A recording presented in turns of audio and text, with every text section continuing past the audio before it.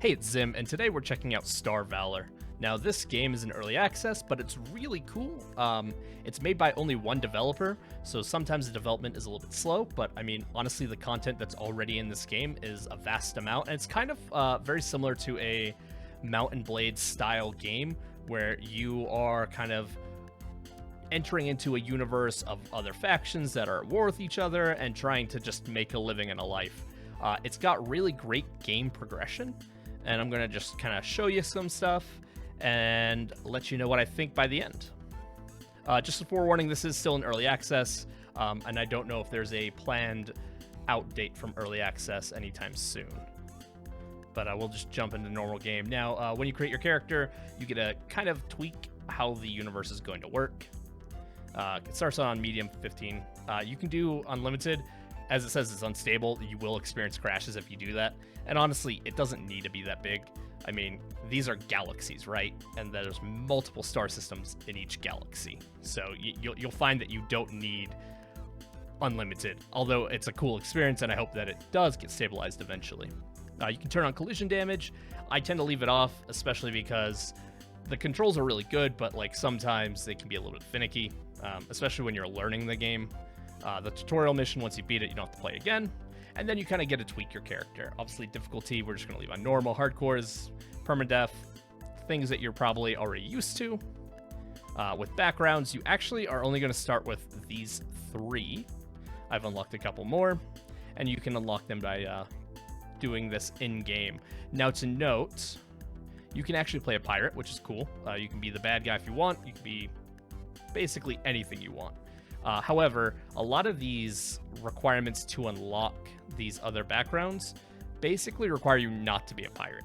And so, while it's cool and it's something I wish would get changed, if you want to unlock a lot more things, you're basically not going to be able to play pirates. You'll have to do like a secondary campaign if you want to do a pirate playthrough. But each of these all have different things. As you can see, I don't have white collar unlocked or rebel unlocked yet. You can also kind of save scum that, especially if you're playing on normal or casual, to unlock these and then reload before. Because once you unlock a background, you're locked into that faction permanently. But if you just save scum it, you can actually revert before you unlock that faction. It's already been saved that you've unlocked, so you can now create a character with that faction background. But then you can continue to pursue other backgrounds to unlock them. So you can potentially unlock every background with just one character. Experience, this is going to be your character. You'll understand more of this as you start playing, but like energy storage is how much energy capacity your ship has. Energy generation is obviously how much it can produce. So if my ship can only hold 50 energy and I'm producing 60 energy, 10 energy is going to waste. Bonus tech level, that's going to allow you to use different weapons and ships in the game. So tech level is a really cool thing in that you will get to find really cool, strong weapons and not be able to use them because you're just not advanced enough to use it. I think it's really cool and really thematic. Crafting is a very big part in this game. It's something that this game doesn't do well in teaching you.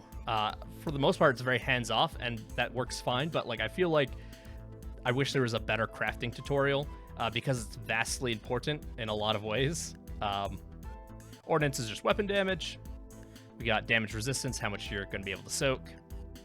Turning and strafe speed. So you start out in a up to X size ship, normally 3 or less. And I'll show you with that. It kind of goes with the background. But the smaller ships obviously have a much better strafe speed and a much better turning speed. And bigger ships are obviously vastly slower at that, but have more capacity for energy, weapons, armor, all sorts of things. And it's really cool because especially when you're learning the game, like, and you're playing through it, the progression of getting bigger ships and watching the kind of the universe expand more and more around you and being able to handle more and more things, it's really cool. And then as you're learning, you can lose some fights and it can get frustrating, especially when you're kind of in the midway section between like class 3 ships versus class 4 and 5s. It's a game where you feel like you're punished for being in a smaller ship, but honestly, once you start building up just general skill playing, not in the game, but you playing the game, you'll quickly realize that you can be just as dangerous in a fighter as you can be in a Corvette or a battleship or dreadnought, because those dreadnoughts might have more firepower, but you're a lot faster. And so if you have two really strong weapons and you're blasting them a ton and moving before they can even hit you, you're going to just be able to destroy them. Although that comes with caveats, like you as a player have to be good at being able to avoid attacks and better at strafing. And that's something that's kind of a skill that you get better at as you play more of the game, but can definitely feel punishing on your first play. Acceleration is just how fast your ship will get to top speed. This increases your max speed. Warp distance and sensor power. This is something that's not really important early on, because you're kind of in your own nebula, and you definitely don't want to branch out too much, because you want to be able to level up in those lower areas. And each star system has essentially a level range of like how difficult the enemies are, also what faction controls it, stuff like that. As you get further into the game, warp distance and sensor power allows you to jump between galaxies and vast areas of space, and sensor power allows you to pick up more systems around you. And so like it's good later on, but like if you're just starting out, you probably don't need to choose navigation. Scanner power is just like basically how you're discovering the map in the star systems and outside the star systems in the galaxy map. Prospecting allows you to mine. Like I said, this is very much like a Mount&Blade style, so you don't have to be anything really. You can be a merchant if you just want to buy, sell, and trade and make money that way. You can be adventurer doing quests and stuff like that. You can be a pirate who's raiding and pillaging and friends with certain pirate factions. There are still like neutral enemies, and we'll get into that because it kind of gets frustrating, doesn't very well explain it to you as a pirate. But you can also be a miner, and you mine minerals and sell those minerals, and that is something you can do. You can basically be whatever you want. This is increasing your global trading. This is space pilot. That's kind of a skill, essentially. And fleet commander is allowing you to command X amount of ships. And so that's kind of like hiring or building your warband in Mount&Blade. So you hire essentially these mercenaries or basically other ships that you can find in the area. Sometimes they can be higher level than you, but the higher level they are, they cost more. And they'll join your fleet, and they'll hang out with you, and then they'll take a certain chunk of change from your winnings, essentially, as you continue fighting. But you can build this giant fleet. And something that they had eventually, I don't know if it's in yet, but I know it's been talked about a lot, is you're able to pick up other people to work on your ship, because as you get a bigger ship, you need more than just you to fly it. And so you get this crew. And eventually you start getting too many crew, like even on a dreadnought, really you only need about 10 people at most. And then you have like, I don't know, 10 or 15 people just chilling, doing nothing. Now, they don't cost you anything, but what's cool is eventually, and like I said, I don't know if it's in the game yet, it might be, you can give them your old ships as you've been upgrading your other ships if you didn't sell them. Normally you sell them, but now you have a reason to collect your ships. You can give them, and they'll actually fly around with you and fight with you. So that's another way to build your fleet, which is really cool. But let's go ahead and jump in. We're going to choose a basic background. And so as you can see, this will show us the space size ship. That's what we can be. So most of these are 2s. And then the Altus is 3. It'll also give you some different bonuses, essentially. So let's say we want to be a miner. Why not? Now, right here, it's actually going to show you all the spaceships that are available for you to use. But also it'll show you all the ships that you've unlocked. So like I have a Juggernaut in one of my campaigns, which is a cruiser. And I can't start with that, right? Like it's too big. It's a class 5. I can only do a yacht, which is a class 2 or lower. Since we're going to be a miner, we'll choose something that gives us some mining speed bonuses. That seems like a good idea. And then we're going to choose 2 of these. Get bonus to mining and scanning power. Why not? And then other perks. Now, these perks are actually unlocked throughout the game by doing special things, as you can see. I have some of these unlocked. I do not have everything unlocked. like Battle Rush, defeat any boss before reaching level 10. That's actually really difficult to do until you start building up your player skill and being able to be really good with a fighter, because a lot of these bosses tend to be in like size 2 or above, and usually 2 sizes above whatever your ship level is at that time. Especially by the time you reach level 10, you might be in a level 3 size ship, but it's not going to be anything higher than that. Let's see here. Gain bonus rep. We actually have like 4 of these, so we're just gonna, and we get to create a character name. Perfect. There's controller support. It's not perfect yet, so I still recommend using mouse and keyboard. As you can see, this is what we start out with. There's our ship. You'll always start in a friendly area, and that includes if you start as a pirate. You'll start in a pirate system. And this is the scale of ships. As you get bigger ships, the zoom out will actually become bigger. You can also notice the map down here. There's a red ship over there. That means there's probably a marauder or a pirate just kind of hanging out. Now, marauders are always bad for everyone, including if you're a pirate, which can be frustrating because if you're a pirate, everyone already hates you. I don't see why like marauders are also against the pirate faction, but it's fine. We can also increase our skills right away, and this is our skill tree here. These all can get multiple points. It's kind of like an old school WoW talent tree. And then there's also like mix and match. So if I put at least 10 in engineering and business, I can get coming soon. Obviously this isn't implemented yet, but I can get engineering social will give me +1 rarity to my items. Unfortunately, some of these are better for like mining that just haven't come out yet, but it's fine. We'll just put it into mining, why not? Each of these obviously have their own perks and benefits. Better speed, better exploration, better damage, better repair, or better just systems in general. Better mining and trading, and then better reputation. Enemies will choose to attack you if you are lower level than you. If you are lower level than them, sorry. And then there's a way to actually take a perk that increases the way they view you as a level. So in this case, other ships will treat you 2 levels higher, so they might not want to even engage with you, even though you might actually be weaker than them, which is kind of a cool thing. Although probably not necessary as you get to know the game more. You also have a ship loadout. So right now the ship can hold 26 space, essentially. Each one of these items is going to take a varying amount of space.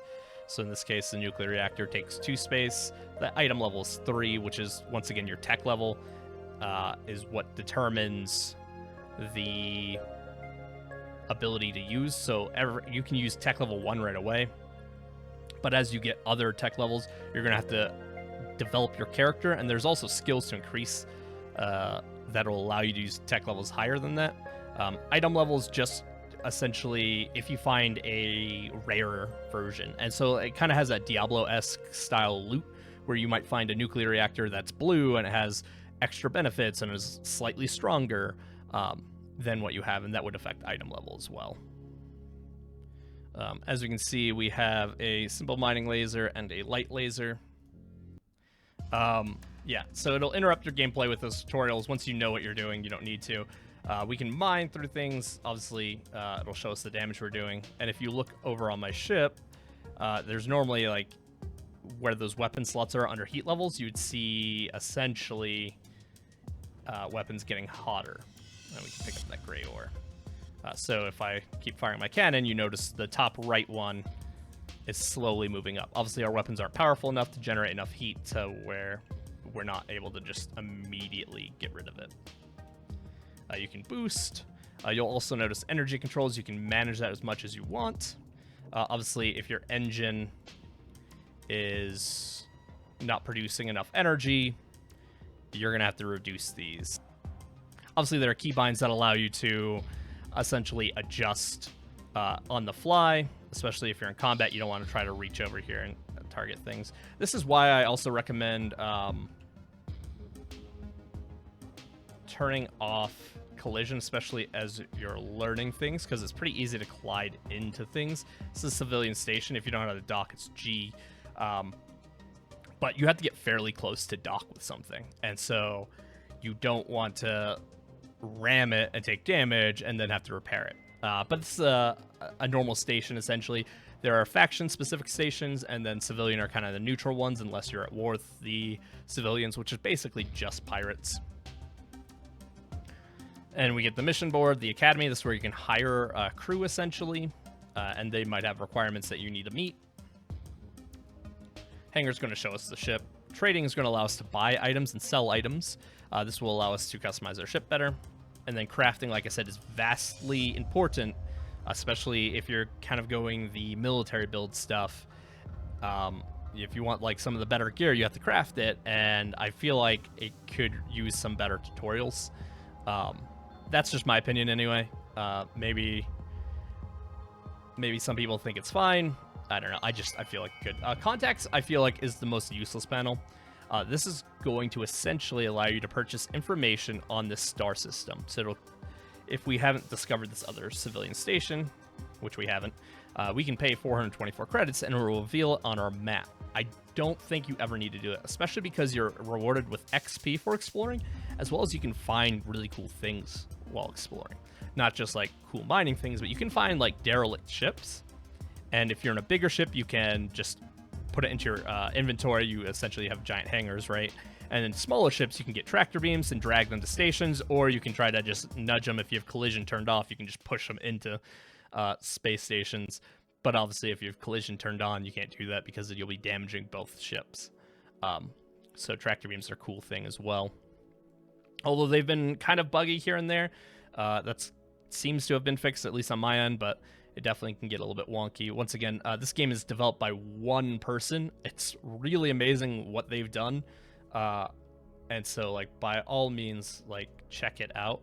This game, that's a galaxy map here.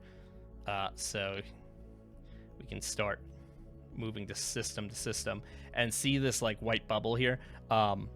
That's your scanner range. So if you increase it more, it would give you information on these systems. So then you would automatically know what level the system is and maybe what faction's in control of it before you have to fly there, which is definitely helpful later on. But early on, like right now, it's not a worry because you're in a very low level area, and it's meant for that, right? It's meant to be like a safety net, essentially. And then once you start exploring, you can get some pretty vast level jumps. Like this, for example, might be level 26. And then this one might be level 9. So it's kind of crazy how like those can jump. But like I said, it's very similar to like Mount&Blade. A little bit simpler in some ways, but it's definitely worth checking out if you're into those style of games, or you really like the idea of like a space game where you get to do what you want. I mean, it's really that. Like, if you want to quest, you can quest. If you want to mine, you can mine. You want to be a trader, be a trader. You want to be a pirate, be a pirate. You want to be part of the alien faction, do it. You want to help the rebels overthrow the alien overlords, do it. So you have all these cool things.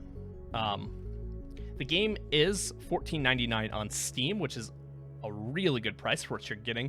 Like I said, there's a ton of content already in the game.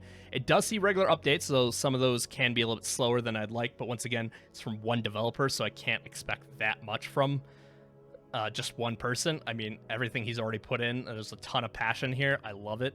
And sometimes you get on sale for like $9.99, and that's a steal.